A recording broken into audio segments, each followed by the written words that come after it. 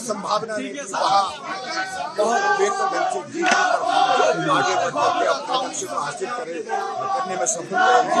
और एक बार फिर से भाई महाजन जी को बहुत बहुत बधाई और उनके साथ साथ अपने राष्ट्रीय अध्यक्ष जगत जी का भारतीय जनता पार्टी के उत्तर प्रदेश का सारे पाकिस्तान में लगी और मुझे लगता है ये सही बात होगी हमारी इस जीत को देखते हुए हिमाचल प्रदेश सरकार को अपने चमकों को त्यागपत्र देना। कुल मिला के आप कह रहे हैं कि जब विधायकों ने साथ छोड़ दिया तो जनता कैसे विश्वास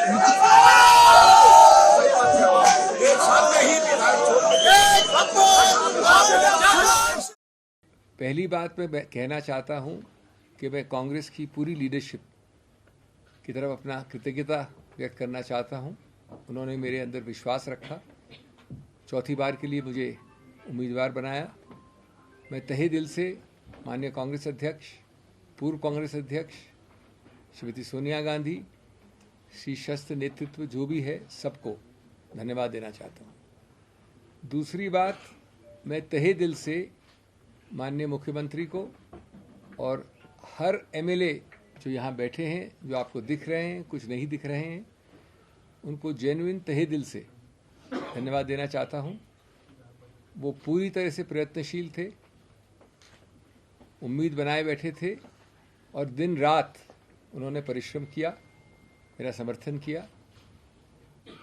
तीसरा, मैं उन 9 एमएलएस को भी धन्यवाद देना चाहता हूँ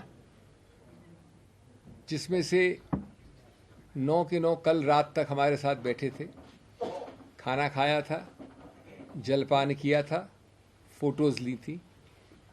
उसके पहले जो बार बार हमसे मिले थे, मुझसे ही नहीं, मुख्यमंत्री जी से ही नहीं, लेकिन सब एमएलए से कई आश्वासन दिए थे और जिनमें से 3 आज हमारे साथ नाश्ता करके निकले थे। उनको भी मैं धन्यवाद देना चाहता हूँ क्योंकि उनसे हमको कुछ शिक्षा मिली है, कम से कम मुझे निजी रूप से शिक्षा मिली है, मनोवैज्ञानिक शिक्षा मिली है।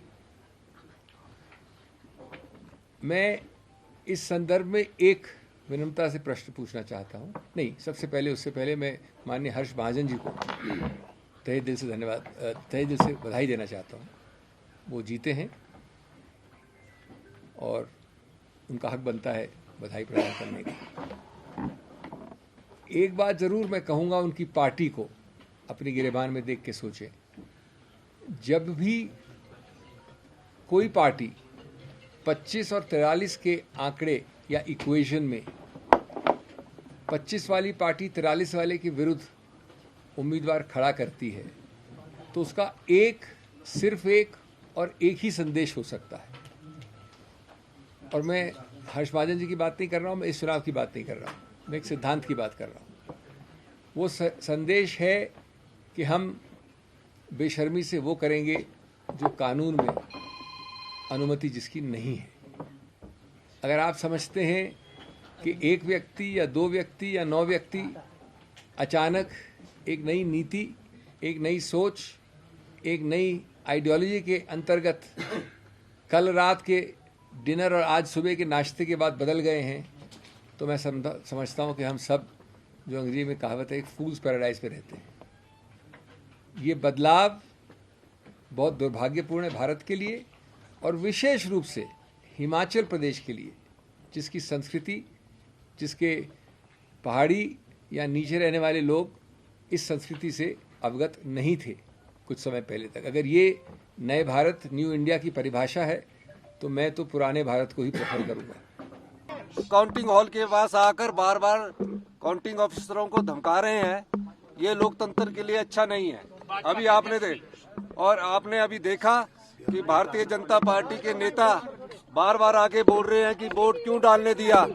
अगर आप वोट ही नहीं डालने देंगे तो कैसे लोकतंत्र और राज्यसभा में चुनावों में वोटों की गिनती कैसे शुरू होगी? कितनी देर इन्होंने वोटों की गिनती को रोकी है। मैं भारतीय जनता पार्टी की जो हिमाचल इकाई के जो नेता है उनको कहना चाहूँगा, सब्र रखिए और इतना ज़्यादा लोगों को दबाव में मत डालिए। और जो विधायकों को लेकर पीएफ सीआरपीएफ की और हरियाणा पुलिस की कॉन्वे जो लेके गई है वो 5-6 विधायकों को लेकर गए हैं।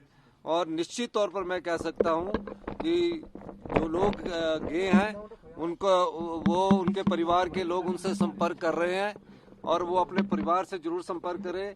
और इसमें कोई घबराने की बात नहीं है।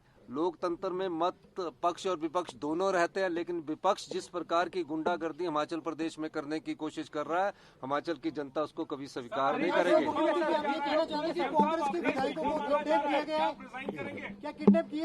अरे भाई, अभी तो काउंटिंग शुरू होगी और हमारे पास पूरी मेजोरिटी है। डोंट वरी, आप घबराइए मत, आपको पूरी मिलेगी। और मैं ये भी कहना चाहता हूँ, हिमाचल की जनता के साथ हम खड़े होकर जिस प्रकार का ये गंदा घिनौना खेल भारतीय जनता पार्टी की सरकार खेल रही है, हिमाचल की संस्कृति इस चीज को कभी पसंद नहीं करती। और